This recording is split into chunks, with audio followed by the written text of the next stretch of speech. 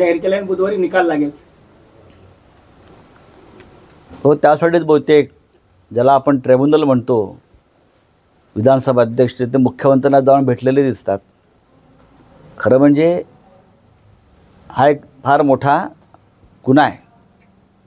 ज्यांच्यावर न्याय देण्याची जबाबदारी आहे ते जाऊन आरोपीलाच भेटले, ज्यांच्यावर आम्ही गुन्हा दाखल केलेला आहे. हां, ते आरोपी आहेत आमच्या दृष्टीनं. त्यांनी या महाराष्ट्राची लोकशाही अनेक गोष्टी पायदळी तुडवल्या. ते गुन्हेगार आहेत. आणि न्यायमूर्ती गुन्हेगाराला भेटायला त्याच्या घरी जात असेल तर या देशानं आणि राज्यानं कोणती अपेक्षा करावी. पण ठीक आहे, आम्ही त्याच्याशी संघर्ष करू. काय अपेक्षित आहे तुम्हाला बुधवारच्या जो निकाल येईल?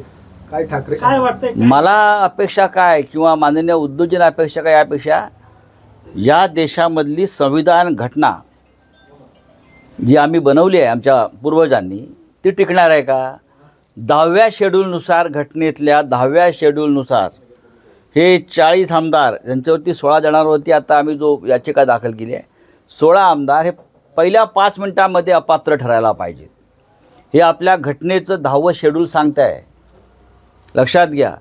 तरीही 1.5 वर्षे राज्य करतात बेकायदेशीर लोक, हे गुन्हेगारी स्वरूपाची लोक. आम्ही काय अपेक्षा करणार? पण यांना जनता धडा शिकवेल. जनतेचं न्यायालय हे सगळ्यात मोठं न्यायालय आहे. एबीपी माझा, उघडा डोळे बघा नीट.